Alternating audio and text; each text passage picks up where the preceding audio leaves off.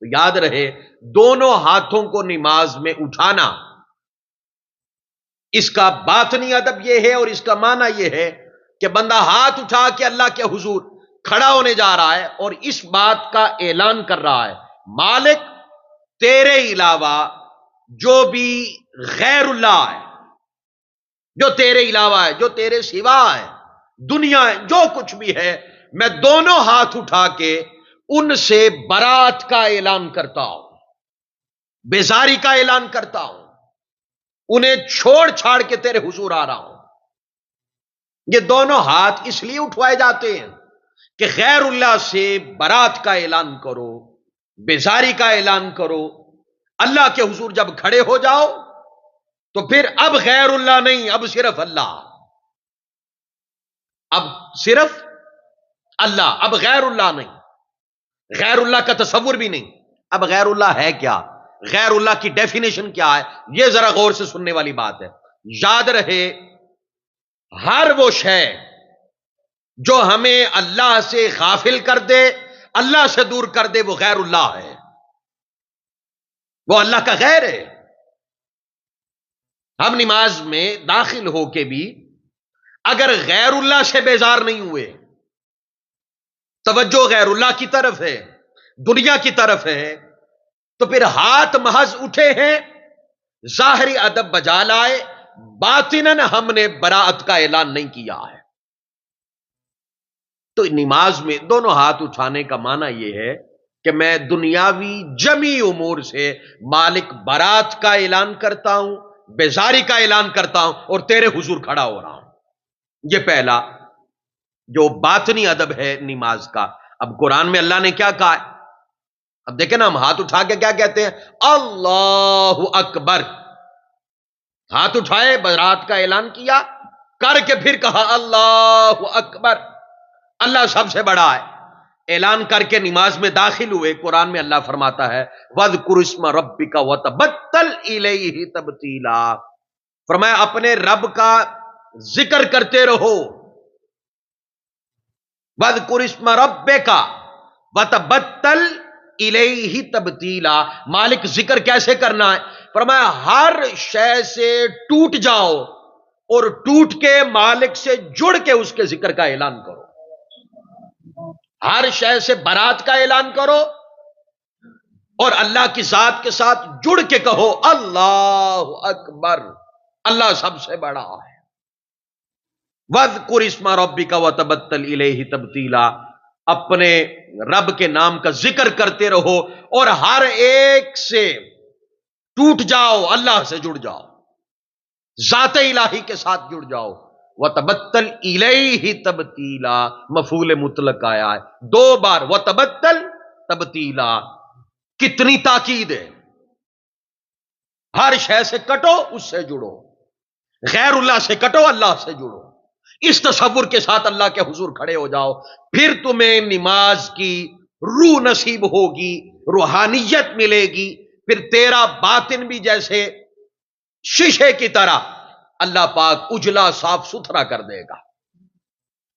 اور دوسرا جو باطنی ادب ہے کہ جب ہم ہاتھ اٹھا کے ہر شے سے برات کا اعلان کرتے ہیں اور زبان سے کہتے ہیں اللہ اکبر، وہ کیسے کہنا ہے؟ وہ میں نے قرآن کی آیت پڑھ کے آپ احباب کے گوش گزار کر دیا۔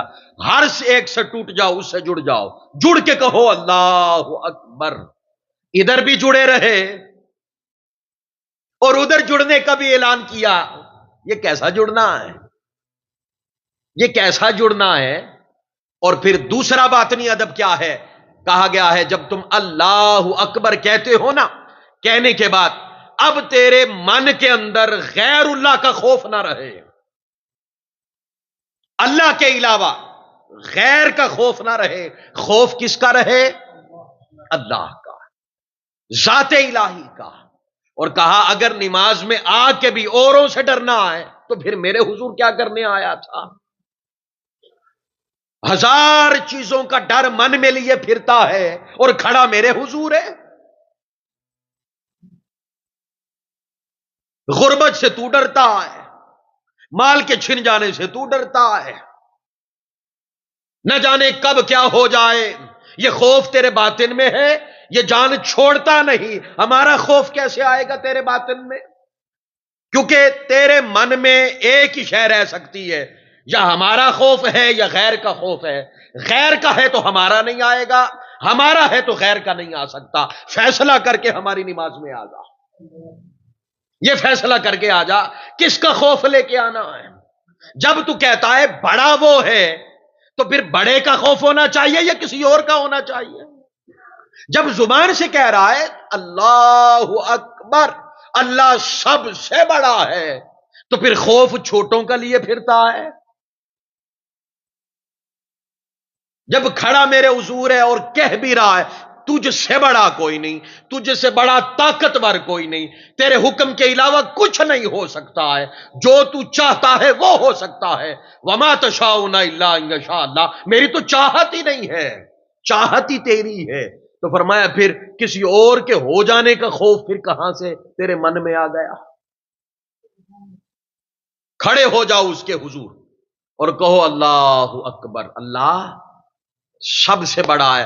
باطنی ادب کیا ہے؟ اب من میں غیر کا خوف نہ رہے، مرنے کا خوف نہ رہے.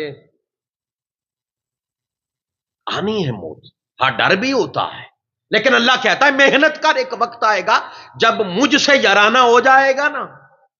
ہم ہر شے سے کیوں ڈرتے ہیں؟ اللہ سے یرانا نہیں ہے، اللہ سے دوستی نہیں ہے، اللہ سے نہیں جڑے ہوئے. اس سے جڑ جائیں بھئی، معاشرے کا بڑا آدمی صرف اس سے تعلق بن جائے نا تو بندہ سینہ چوڑا کر کے پھر رہا ہوتا ہے، اور مینوں خیر ہے، میرا اندے نہ تعلق ہے. ایسا ہے کہ نہیں؟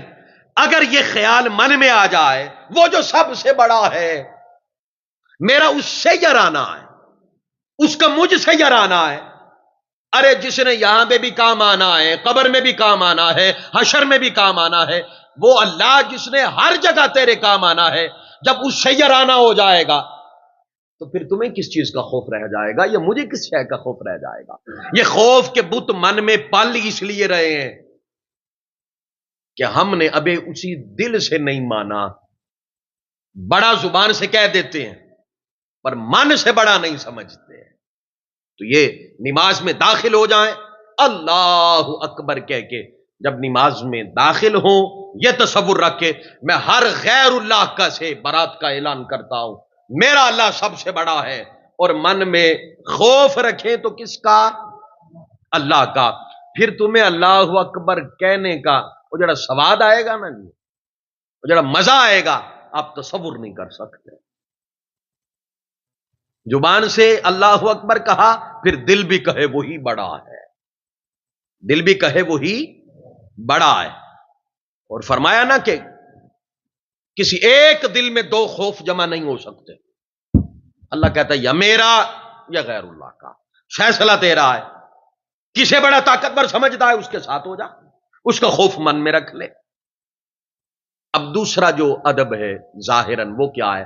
اللہ اکبر کہہ کے ہم نماز میں یوں داخل ہوئے، داخل ہو کے ہم نے قیام کیا، کھڑے ہوئے اللہ کے حضور. کس کے حضور کھڑے ہوئے؟ اللہ کے حضور. کس کے دروازے پہ کھڑے ہیں؟ کس کی بارگاہ میں کھڑے ہیں؟ اللہ کی بارگاہ میں. اب جب وہاں کھڑے ہونا تو ہاتھ باندھ کے یہ تصور رکھے، سر جھکا کے اللہ کے حضور کے، مالک میں تیرے حضور آ گیا.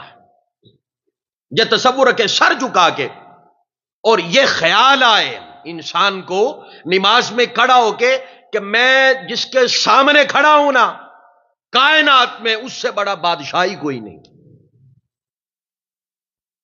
اس سے بڑا بادشاہ کوئی نہیں، میں جس کے حضور کھڑا ہوں. جب یہ تصور کریں گے تو نماز میں ہل بھی نہیں پائیں گے. جائیں نا کو دنیاوی کسی کے پاس عہدہ ہو، بڑا آدمی ہو، آپ کو بلا لے اندر، آ جاؤ بھائی، آپ کہیں گے کہ کہیں اس بندے کے مرضی کے خلاف کوئی عمل نہ ہو جائے، مجھے باہر نہ نکال دے. بڑا آدمی ہے، میں نے اس سے کام لینا ہے، میں نے اس سے بات کرنی ہے، پروٹوکول کیا ہے اس کی بارگاہ کا، اس کے حضور میں نے. اب ذرا تصور کیجئے گا، یہ دنیاوی مثال دے رہا ہوں، سامنے والے کے پروٹوکول کا کتنا خیال ہوتا ہے. جب قیام میں کھڑے ہونا، جب تصور آئے اب میں کھڑا ہوں اللہ کے حضور، اور وہ اللہ کے جس سے بڑا بادشاہ کوئی نہیں، جس کے دروازے پہ بڑے بڑے بادشاہ ہاتھ باندھ کے کھڑے ہوتے ہیں، اور میدان معاشر جو اعلان کرے گا لمن الملک اليوم، آج کے دن کا کون بادشاہ ہے؟ للہ الواحد القہار، کون ہے آج کے دن کا بادشاہ؟ کوئی نہیں بولے گا، سب خاموش رہیں گے، خود اللہ کہے گا للہ الواحد القہار، آج کے دن کا بادشاہ اللہ ہے جو کہ قہار ہے، کوئی اور بادشاہ نہیں ہے۔ جب دنیا میں بھی نماز میں اللہ کے حضور کھڑے ہونا تو پھر یہی تصور آئے کہ سب سے بڑے بادشاہ کے سامنے کھڑا ہوں۔ اب کھڑا تو ہو گیا، یہ تصور آ گیا، یہ بات نہیں ادب ہے، یہ تصور آ گیا۔ اب کیا ہے؟ اب میں نے اسے اپنی بات سنانی ہے۔ قرات ہے نا، اس کے بعد کیا ہے؟ قرات ہے۔ میں نے اسے اپنی بات سنانی ہے، میں نے اللہ سے کلام کرنا ہے۔ اب اس تصور میں ڈوب کے کھڑا ہوں جو حقیقی بادشاہ ہے اس کی بارگاہ میں، کل اختیارات اسی کے ہیں، اس کے حضور اب کھڑا ہو کے ہاتھ باندھ کے اب اسے باتیں کرنے لگا ہے۔ سبحانک اللہم وبحمدک وتبارک اسمک وتعالی جدک ولا الہ غیرک، مالک تیرے علاوہ کوئی الہ ہے ہی نہیں۔ پھر فاتحہ شروع کر دی، الحمدللہ رب العالمین، اللہ کو کہہ رہا ہے ساری تعریفیں تیرے لیے ہیں۔ تصور میں جائیں، میں اللہ سے کہہ رہا ہوں کیونکہ کھڑا اللہ کے حضور ہوں۔ کس کے حضور کھڑا ہوں؟ اللہ کے حضور کھڑا ہوں۔ حدیث کے اندر میں نے پڑھا، آقا علیہ الصلوۃ والسلام نے فرمایا جب بندہ اللہ اکبر کہہ کے نماز میں داخل ہوتا ہے نا، فرمایا یہ اللہ کی طرف متوجہ ہوتا ہے، فرمایا اللہ اپنے بندے کی طرف متوجہ ہو جاتا ہے، اور میرا بندہ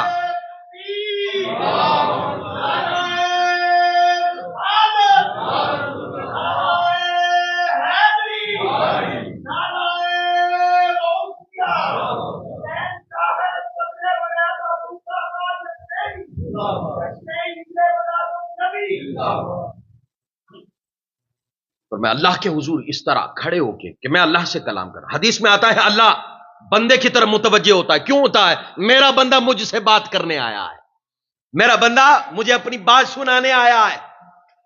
سورۃ الفاتحہ میں کہیں دعا مانگ رہا ہے، کہیں جو اللہ کے غضب کا شکار ہے ان سے برات کا اعلان کر رہا ہے، کہیں کہہ رہا ہے میں تیرا غلام ہوں، کہیں کہہ رہا ہے مدد تو نہیں کرنی ہے، کہیں کہہ رہا ہے کہ میدان معاشر کا مالک تو ہے، کہیں کہہ رہا ہے کہ تو ہی مہربان ہے، تو ہی کرم کرنے والا ہے، تو ہی فضل کرنے والا ہے، تو ہی رزق دینے والا ہے، تو ہی کل جہانوں کو پالنے والا ہے۔ یہ ساری باتیں کس سے کر رہا ہے؟ اللہ سے۔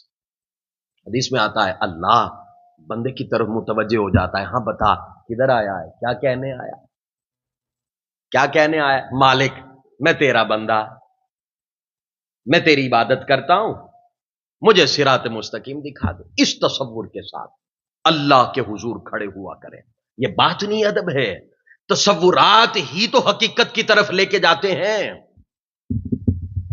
تخیلات ہی تو حقیقت کی طرف لے کے جاتے ہیں۔ اور اگر نماز میں غفلت، دیکھیں نماز کس لیے پڑھتے ہیں؟ کہ غافل نہ رہے اللہ سے، یہی مقصد ہے نا نماز کا۔ نماز کا سب سے بڑا مقصد کیا ہے؟ اللہ سے غافل نہ رہے۔ اور نماز پڑھ کے اگر غافل ہیں تو پھر اور کون سی شے ہوگی جو اللہ سے ہماری وہ غفلت کو دور کرے گی؟ آئے تھے دنیا چھوڑ کے کہ اس کے ہو جائیں، نماز میں بھی پھر وہی دنیا ہے۔ میں اکثر کہا کرتا ہوں ہاں مانگے اس اللہ سے، دنیا کا جو آپ کا من کرتا ہے مانگو، بڑی بارگاہ، وہ تو چھوٹا چھوٹا تو منگنا ہی نہیں چاہیے، بڑی بارگاہ سے بڑی باتیں ہونی چاہیے نا، بڑا مانگنا چاہیے۔ وہ کہتا ہے فرق ہی نہیں پڑتا مجھے، تم مانگ میں دیتا ہوں، مجھے فرق ہی نہیں پڑتا۔ بڑی بڑی باتیں ہونی چاہیے نا اس کے حضور۔ میں کہتا ہوں ہم نماز پڑھتے ہیں نا، نماز پڑھ کے دعا کرتے ہیں تو جس سے جان چھڑا کے آئے تھے نا نماز میں پھر وہی مانگ لیتے ہیں۔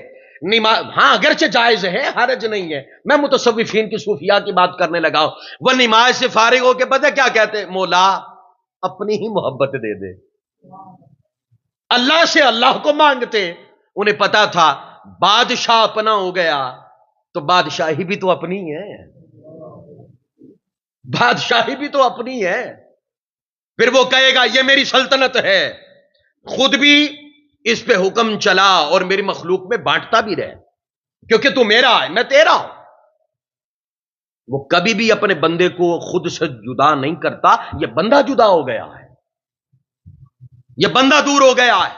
میں نے کہا تھا نا، وہ انسان کو اس نے اتنا قریب کیا ہے کہ آپ تصور نہیں کر سکتے، اپنی روح عطا فرما دی، اپنے ظاہر جیسا بنا دیا۔ ہم یہ نہیں کہہ سکتے اللہ اور انسان ایک جیسا ہے، لیکن اس نے یہ تو کہا ہے نا، ان اللہ خلق آدم علی صورتہ، میں نے اپنی صورت پہ انسان کو بنایا ہے۔ کیوں کہا؟ ظاہری مشابہت بھی میرے ساتھ ہو، باطنی بھی ہو، کیونکہ میری بارگاہ میں آنے کا اسی کو ہی تو حکم دے رہا ہوں، کوئی اور تو نہیں ہے۔ تو یہ نماز کے اندر جب قرات کرتے ہیں یا تصور کر کے میں اللہ سے کیا کر رہا ہوں؟ باتیں کر رہا ہوں، اللہ سے باتیں کر رہا ہوں، یہ قیام کا اور قرات کا باطنی تصور ہے۔ اس کے بعد رکوع کیا، اب باری آ گئی رکوع، ظاہری ادب ہے، ہم نے اللہ اکبر کہا، رکوع میں چلے گئے اور جا کے کہا سبحان ربی العظیم۔ جب یہ زبان سے کہا نا، اب یہ تصور رکھیں مالک میں تیرا عاجز فقیر آدمی، انتہائی عاجز۔ رکوع انسان کا تکبر مارتا ہے، جھکو جھکو، جھکنے کا سلیقہ ہے، اکڑو نہیں، جھکو، اور جھکنے سے جو عروج ملتا ہے اکڑنے سے وہ نہیں ملتا۔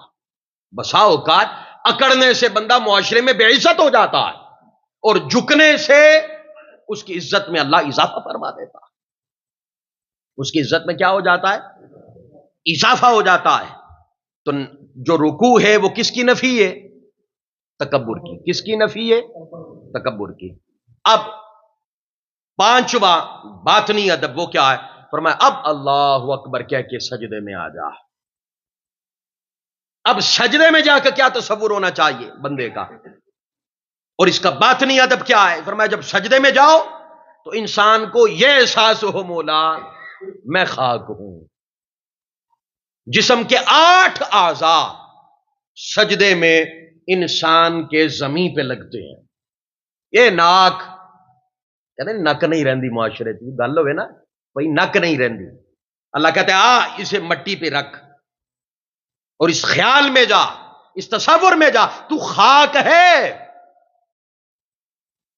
اسی میں جانا ہے، اسی مٹی میں جانا ہے، اس سے علاوہ تو کچھ نہیں ہے۔ جو کچھ تو بنا پھرتا ہے وہ تو نہیں ہے، تو خاک ہے، ایک دن تو نے خاک ہو جانا ہے، مٹی میں مل جانا ہے۔ یہ سجدہ احساس دلاتا ہے، نہ جانے وہ کب فیصلہ ہو جائے، وہ کس کو خبر ہے؟ وہ اللہ کو۔ وہ اقبال کہتے ہیں نا، یہ ایک سجدہ جسے تو گراں سمجھتا ہے، 1000 سجدوں سے دیتا ہے آدمی کو نجات۔ ایک کی چنگا کرو، اس کے تصور میں یوں ڈوب کے کرو کہ پھر ہر سجدے کی وہ لذت آئے، وہ مزہ آئے کہ بندے کو پھر سجدے سے سر اٹھانے کا خیال ہی باقی نہ رہے۔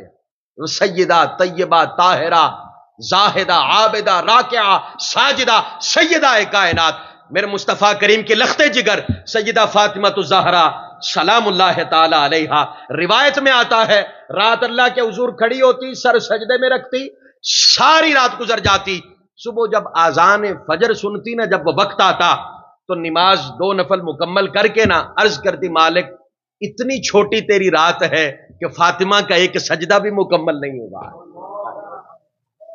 اتنی چھوٹی تیری رات ہے۔ کیونکہ سجدے میں بندہ اللہ کے قرب میں چلا جاتا ہے، قرب الہی کی جمیع لذات انسان کو سجدے میں میسر آتی ہے، اور اس تصور کے ساتھ میں کچھ نہیں، سب کچھ تو ہی ہے، میں خاک ہوں، سب کچھ تو ہے، تو اعلی ہے، سبحان ربی الاعلی، سب کچھ تو ہے، میرے پاس تو کچھ نہیں ہے۔ اور حقیقت میں ہے بھی کیا؟ زبان کی لذت چھین لے تو لا سکتے ہیں، آنکھوں کی بینائی چھین لے تو لا سکتے ہیں، وہ بٹھائے تو بیٹھ جائیں، وہ اٹھائے تو اٹھ پڑے، وہ چلائے تو چل پڑے، وہ بلائے تو بول پڑے، وہ دکھائے تو دیکھ لیں، وہ سنائے تو سن لیں، اپنا ہے کیا؟ سب کچھ ہے ہی اسی کا۔ تو پھر اس تصور میں ڈوب کے کیوں نہیں کہتے؟ وہ ناک زمین پہ رکھ کے کیوں نہیں کہتے مالک سارے اختیار تیرے ہیں، سارا کچھ تو ہے، میں یہی خاک تھا، آج بھی یہی خاک ہوں، اعلیٰ تو ہے، اعلیٰ تو ہے، تیری ذات ہے۔ یہ سجدہ ہے اس تصور میں کہ اللہ کے حضور اس کے در پہ سر رکھا ہے۔ آپ کو پتا ہے گاؤں میں نا پنچایت کے جو معاملات ہوتے ہیں، یا کسی ایک فیملی نے دوسری فیملی کو کسی معاملے پہ منوانا ہو، تو جو بزرگ ہوتا ہے نا وڈیرا، وہ کیا کرتا ہے؟ اپنی پگ اتار کے نا وہ رکھ دیتا ہے، ان میں پگ رکھ دیتی ہوں، انہیں لحاظ کر لو، مان لو۔ ہم سر سجدے میں رکھتے ہیں اللہ کے حضور، ادھر بندہ بندے کے آگے اپنی پگ رکھ دے تو بندہ مان جاتا ہے، تو بندہ اللہ کے حضور اپنا سر رکھ دے، اللہ نہیں مانے گا، اللہ کرم نہیں کرے گا، اللہ فضل نہیں کرے گا۔ بندہ تو وہ بندے کے ساتھ شفقت والا معاملہ کر ہی نہیں سکتا جو اللہ بندے اپنے کے ساتھ کرتا ہے۔ میں نے کہا نا پگ رکھو تو بندہ مندا ہے، ہم اس کے حضور سر رکھتے ہیں اس تصور کے ساتھ کہ بندے کے ہاں پگ رکھو تو بندہ مانتا ہے، میں نے تو اس کے در پہ سر رکھ دیا ہے، ناک رکھ دی ہے، 8 عزائے بدر رکھ دیے ہیں، اب مالک میں تیرے حضور آ گیا، اب میری التجائیں سن لے، اب میری بات سن لے، مجھے اپنا بنا لے، اپنے قریب کر لے۔ رب کعبہ کی قسم سر سجدے سے بعد میں اٹھے گا، قربتوں کی لذتیں پہلے آئیں، قربتوں کی لذتیں پہلے آئیں۔